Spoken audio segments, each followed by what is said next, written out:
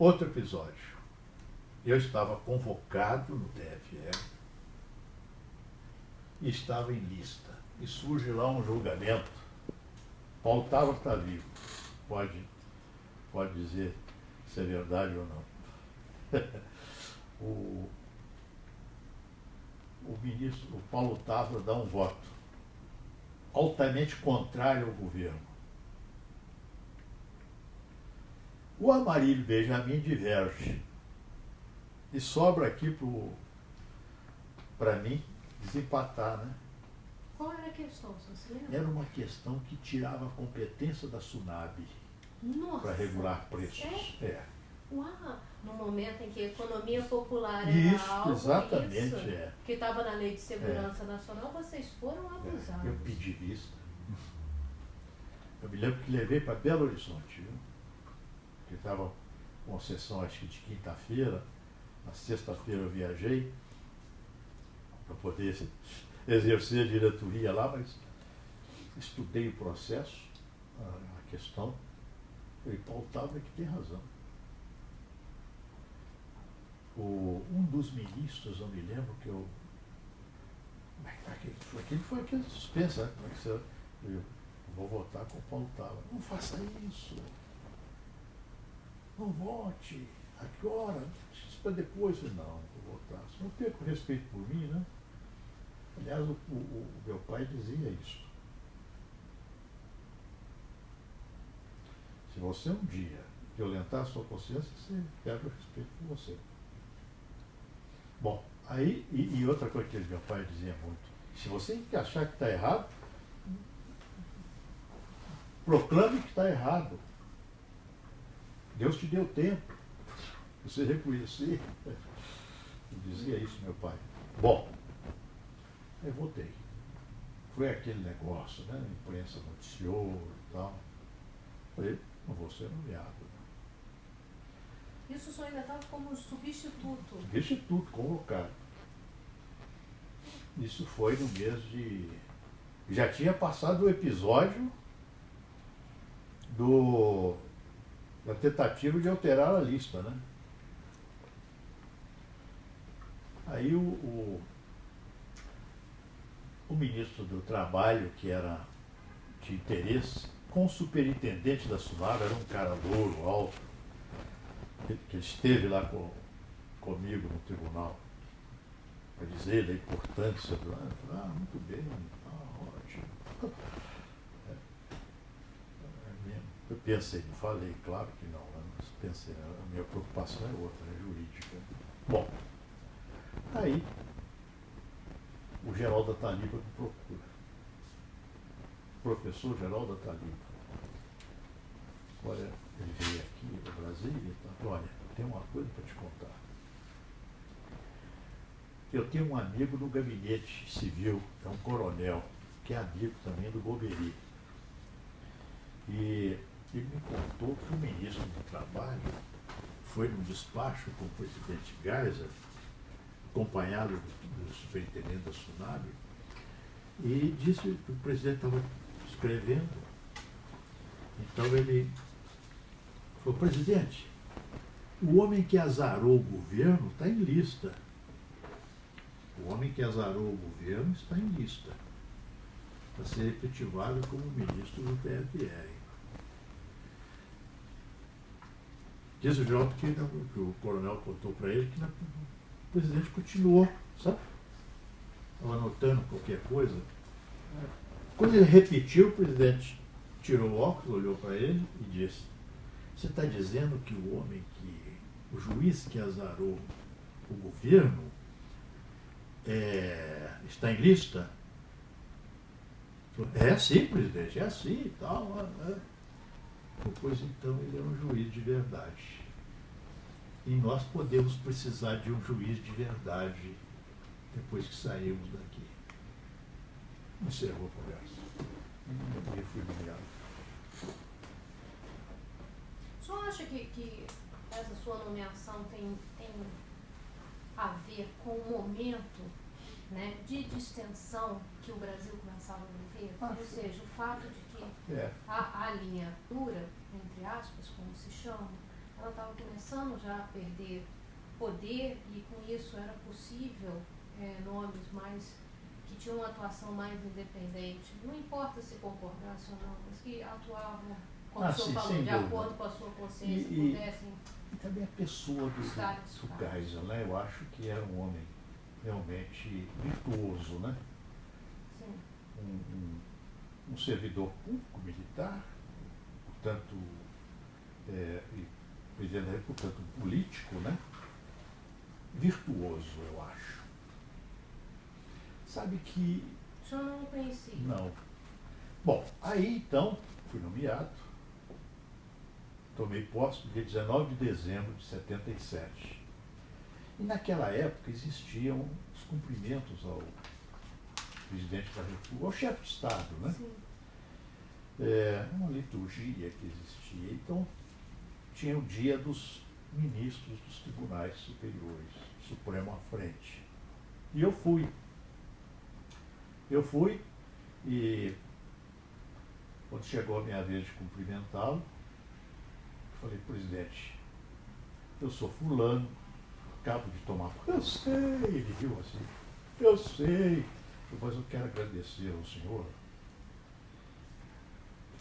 e dizer que tudo farei para honrar a toga. Eu sei, o senhor vai ser um grande juiz. Que jeitão de despedir e fui embora. A única vez que falei com ele foi essa. Antes não falei. Há um livro de memória do Falcão que ele disse que aqueles ministros nomeados passaram por ele. Mentira. Eu não passei. Ele não me convocou. E se convocasse, eu ia saber, eu ia perguntar para quê, né? Então, aquilo que está no livro de memória dele não é verdade. Eu nunca pus os pés no Ministério da Justiça enquanto ele era ministro da Justiça, Armando Falcão. Isso porque ele era um sujeito ríspido e eu achava que não era um caráter tão puro, porque ele foi ingrato com o Juscelino, né? No enterro do Juscelino, os jornais noticiaram, ele foi de uma pusilanimidade imensa. Então, tinha sempre uma visão muito... Então, isso que ele pôs no livro, eu achei que não devia também escrever, dizendo que não é verdade. Então, hoje estou dizendo, não é verdade aquilo. Ele não me falou nada comigo. Só se falou com outros. Comigo, não.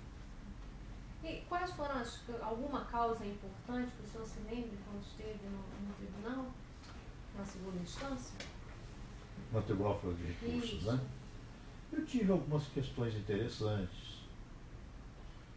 Tive a oportunidade de sustentar, por exemplo, a inconstitucionalidade de emenda, que na época foi considerado um absurdo. Na primeira instância, eu cheguei a sustentar essa tese. E não existia as chamadas cláusulas pétreas de forma expressa na Constituição, não existia. Mas, professor de teoria geral da Constituição, você tem uma série de indicativos, né, de que certas matérias são fundamentais. E foi no caso do Pedro Aleixo, na primeira instância. Porque o Pedro, ele, impedido, voltou para a cátedra. E ele era professor catedrático. Mas ele parece que sentiu assim uma certa... Não sei se... O que ele sentiu? Eu sei que ele ficou desiludido. E requereu aposentadoria. E é aquela história, né? Há um cão danado todos a ele, né? Eles negaram um benefício que ele tinha direito. Ele entrou em juízo, mandato de segurança. Eu julguei o mandato de segurança dele. E foi justamente isso, sustentei a direito adquirido contra a emenda constitucional. Uhum. Isso está publicado até num livro meu. Não me lembro mais os detalhes. Entendi. Foi também algo que era contra, né? A junta militar, né? Isso. Que ele era um inconveniente, né? Decidir a favor dele. Isso foi confirmado até no Supremo Tribunal. O TFR confirmou, depois no Supremo. Isso o senhor era juiz? Era juiz de primeiro grau. Na sua passagem ainda como juiz de primeiro grau, o senhor teve um tempo também no TRE, que também foi muito... O senhor, enfim, como é que foi foi muito esse rico, tempo, viu? senhor? Muito interessante, foi muito rico. Foi o tempo que o senhor também trabalhou lá em Minas, né? Foi, porque o juiz federal participava do TRE. Uhum. Aliás, foi em 2 períodos. Ia ser 69, 71, 71, 73. Mas, como eu estava na direção do foro e estava instalando o foro, então o presidente era o Amarildo Benjamin e ele me reconduziu. Quer dizer, o Conselho da Justiça Federal me reconduziu. E, reconduzido, não podia ficar no TRE. Então deixei e voltei ao TRE em 73. 73, 75. Bom, lá foi uma experiência muito rica. Em 1974, eleições parlamentares, eu era do TRE e o presidente Abreu e Silva, cujo filho foi um dos advogados aí desse pessoal do mensalão aí. Aliás, ele é promotor aposentado, o filho. Estou falando isso porque na defesa ele falou, olha, eu não sou um homem, eu sou amigo do Pertenço, do Veloso. Bom sujeito, viu? Mas simples, né? Bom, então, o Abreu e Silva, o presidente, falou assim, olha, eu vou te indicar para você presidir a comissão apuradora. Você aceita? Claro que aceito. Quanto mais confusão, melhor. Então, a comissão foi presidida por mim e era integrada pelo juiz de direito, Ayrton Maia, e pelo então juiz de direito, Bernardo Figueira. Bernardo Figueira, Ayrton Maia e eu. Ambos pessoas excelentes, viu? Só vendo figuras ímpares de magistrado, de homem. Bom, aí eu chamei os dois, falei, vamos fazer uma experiência. Qual experiência você quer fazer? Não inventa não, vou inventar. Vamos fazer a totalização pelo computador. O que era computador em 74? Era um negócio fora do comum, né? Ninguém sabia o que era. Que ocupava uma sala. Muito maior do que Olha isso. Da IBM. Alugamos, né? É. IBM, né? Tinha, isso, alugar. Onde vocês conseguiram Não, recursos? Não tinha Tinha? recurso. Não era caro, não. Ah, tá. Tinha recurso. Também, ela estimulava, né? Porque essas O preço empresas... para baixo já estava tentando. Já. Então, estimulou também. Né? Bom, aí, vamos fazer pelo computador. Os dois toparam, né? Da primeira oportunidade eu pus no tribunal, mais ou menos, sem esclarecer muito bem, né? Que senão o pessoal... tá ok, né? Como voto, tá muito bem. Provou, vamos fazer pelo computador. Que foi a primeira experiência no Brasil, pioneira, totalização pelo computador. Porque daqui a pouco, quando nós estivermos falando sobre o Supremo, eu vou falar sobre a urna eletrônica, que foi na minha presidência. Aquilo serviu de base. Olha, deu um trabalho imenso, porque foi feito sem a gente fazer nenhum teste, né? E Minas Gerais é um país E naquela época era um país assim, sem estradas, e a eleição é no mês de chuva, novembro, outubro, novembro, né? Olha, quem deu uma grande ajuda foi a PM, Polícia Militar de Minas. Eu telefonava para o comandante, as urnas estão em tal lugar, não tem como chegar lá e nem como sair. Norte de Minas. Só pode ficar tranquilo, eles estarão lá no tribunal dentro de 24 horas. Ou seja, cada urna em cada localidade foi todas removidas, todas foram removidas. Tinham que ser removidas para Belo Horizonte. E ali haveria no tribunal a totalização. Eleições parlamentares, né?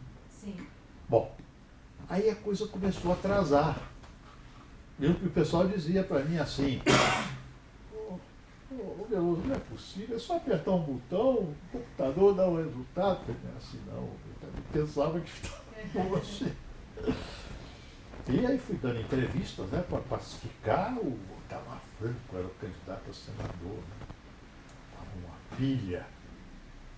Então aí o Maia que eu amansava. Porque corria o boato que o SNI estava monitorando a apuração. Corria isso mesmo. E essa foi uma eleição importante, em que a oposição ganha, né?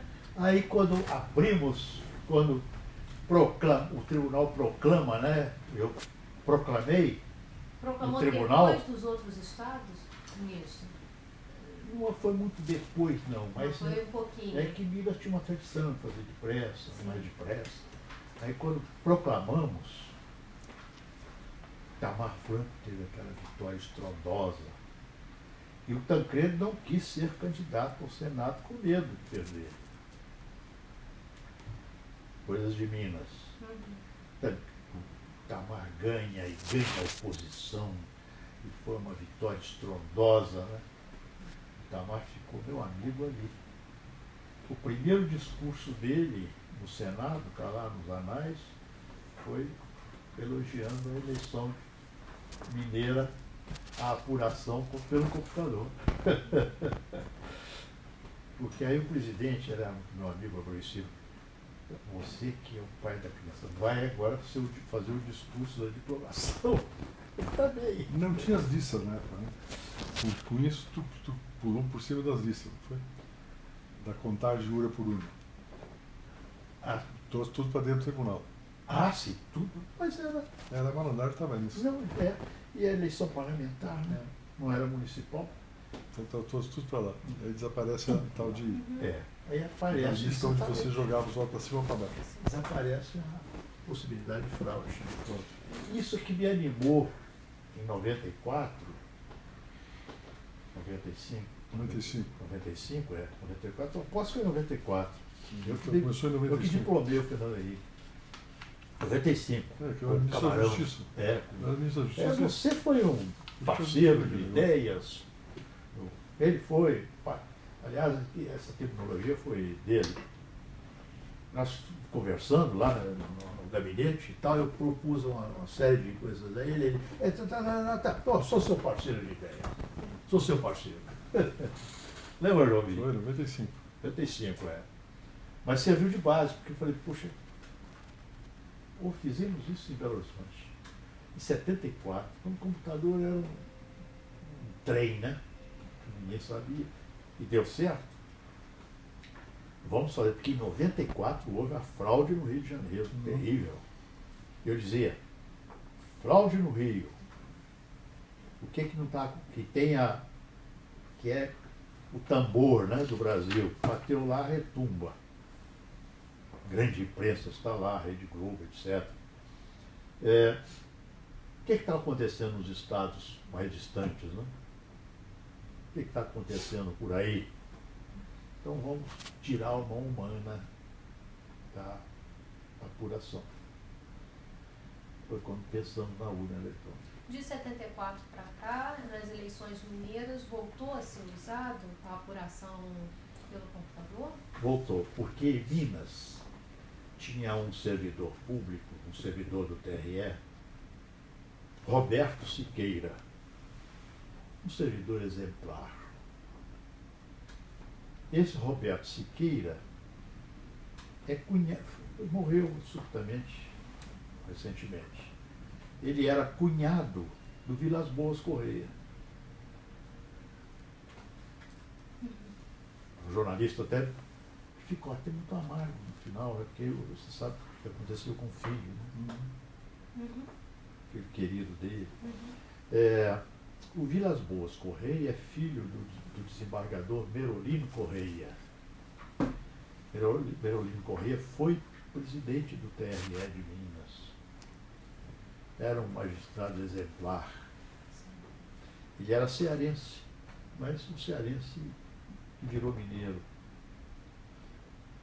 Berolino Correia, pai do Vilas Boas Correia, sogro do Roberto Siqueira. Então, esse Roberto Siqueira era um entusiasta do computador, funcionário do TRE. Então, ele não deixou a bola cair. Então, todos que assumiam ali e tal, mesmo que não tivesse muito entusiasmo, ele tocava. Só que tem outra atuação importante, desculpe interrompê-lo. Quando vai chegar nos anos 80, né? O senhor vai estar aí também na Justiça Eleitoral quando vem as eleições de 86. É verdade. As eleições constituintes. Eu estava no TFR. Isso. E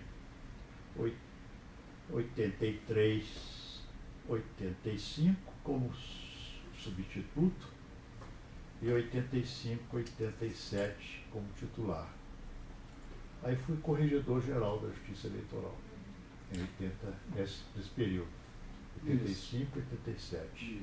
E, ministro, aí nós queríamos retomar na mesma questão que estávamos antes sobre a sua participação na Justiça Eleitoral.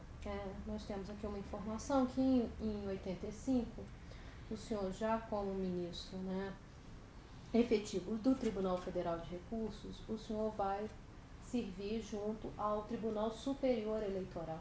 Né? É verdade. Saber um pouco como é essa sua ida para o Tribunal Superior Eleitoral e o que o senhor acaba um pouco fazendo aí nesse momento que o senhor está exercendo essa função. Bom, em 85, 87, então, tivemos as eleições para a Assembleia Constituinte, né, em 86. Novembro de 86. E também eleições municipais Em 85. Em 80, não é? Não? Isso. Junto com a eleição dos parlamentares, eu acho. Não? Pode ser. Acho que sim. Pode ser. Depois da Constituinte que vai separar, né? Mas é que vai separar. E então me lembro que tivemos alguns casos interessantes, não é? Em TRS, eu era o diretor, o corregedor-geral da Justiça Eleitoral, porque a corregedoria era sempre de um ministro do TFR, como hoje a corregedoria é de um ministro do STJ, presidência do Supremo, né?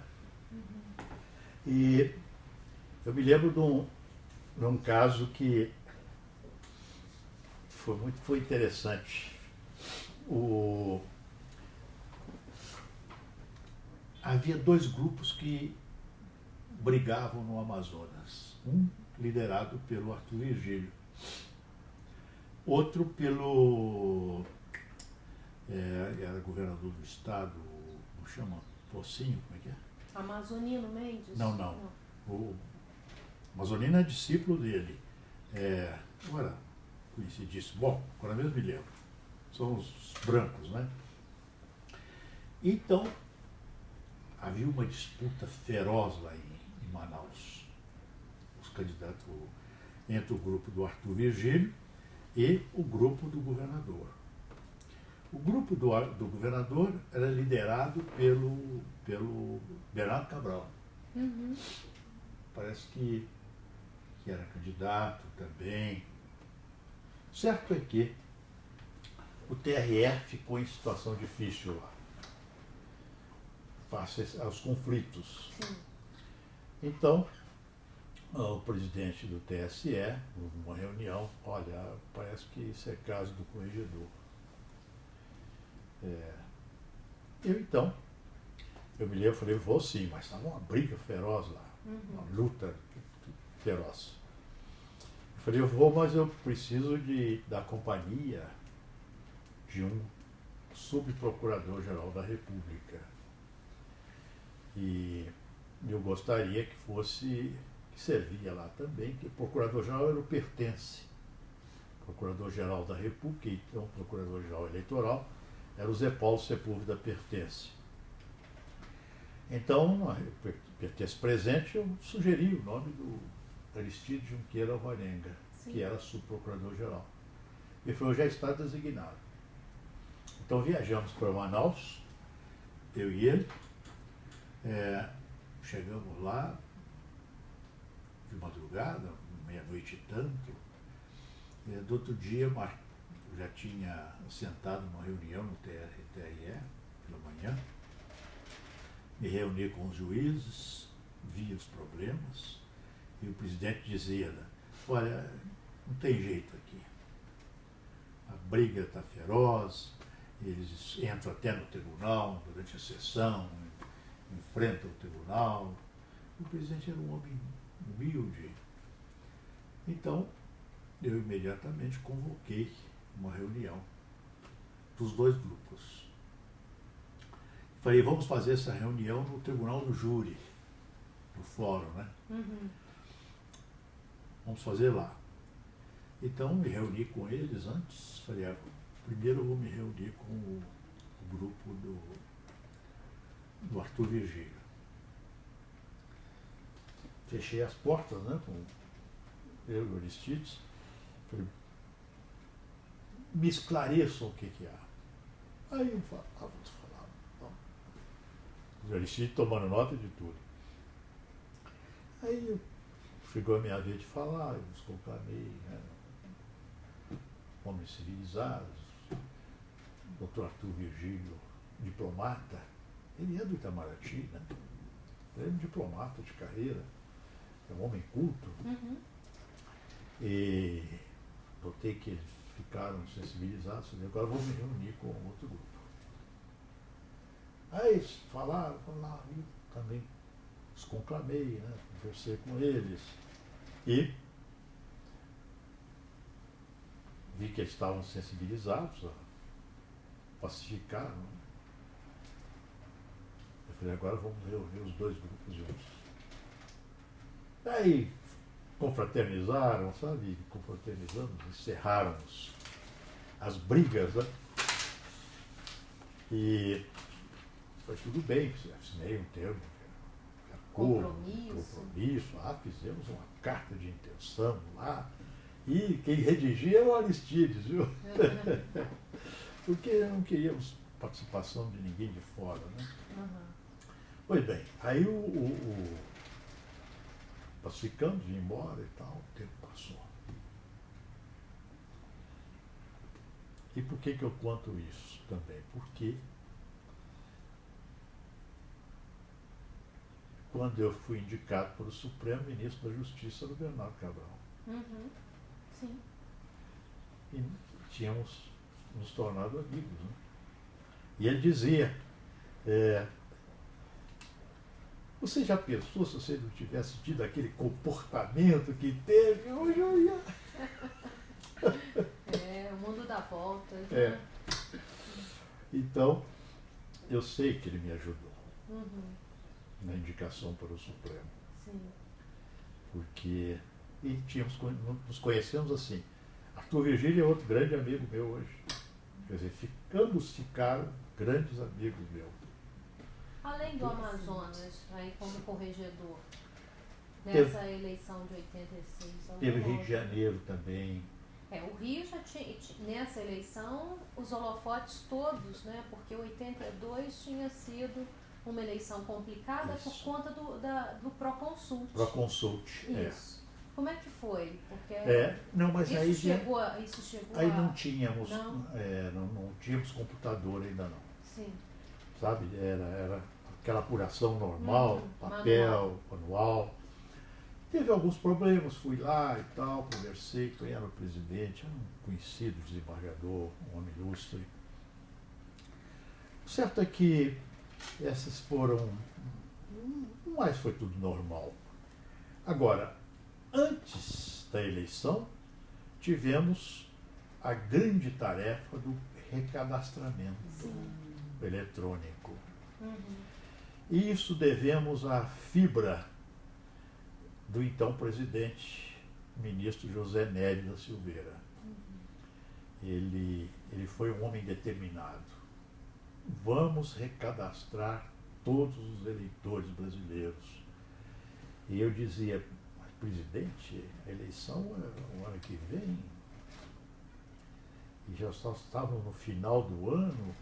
Ele falou, mas temos que fazer. Pois fizemos. E por conta da corregedoria ficava uma grande responsabilidade do recadastramento, porque todas as dúvidas a corregedoria tinha que resolver. E recadastramos em tempo recorde todo o eleitorado brasileiro. Quer dizer, implantamos, e eu volto a dizer, a fibra do presidente Nery, porque ele era um risco muito grande, porque se nós estávamos inutilizando o que havia, fazendo coisa nova, e se não terminasse até as eleições, né? Até bem antes das eleições, né? Tinha que ser. Mas viajamos muito por esse Brasil, sabe? Surgia problemas, dúvidas no TRE, e corríamos lá. Certo é que o recadastramento foi feito e nós temos o maior cadastro do continente. E é realmente algo muito importante, porque um eleitor que se inscrever no Amazonas e viajar para o Rio Grande do Sul e se inscrever lá, também ele vai ser chamado a se explicar. Porque isso vai bater, aliás, eles chamam de batimento, os técnicos. Isso vai bater no computador central do TSE. Então ele, em tese, cometeu um crime, né? Sim. Se alistou 2 vezes. Isso foi muito bom. Esse recadastramento foi um grande passo para evitar fraude e, portanto, tornar mais limpas as eleições, né? Mais legítima, portanto, a representação. Então, esta foi, isso que eu me lembro mais da minha passagem pelo TSE em 80, nas eleições parlamentares da Assembleia Nacional Constituinte de 86, 87. Foi em novembro de 86. Isto o período da eleição. Isso mesmo. É a posse em fevereiro de 87. É dos isso novos aí. constituintes.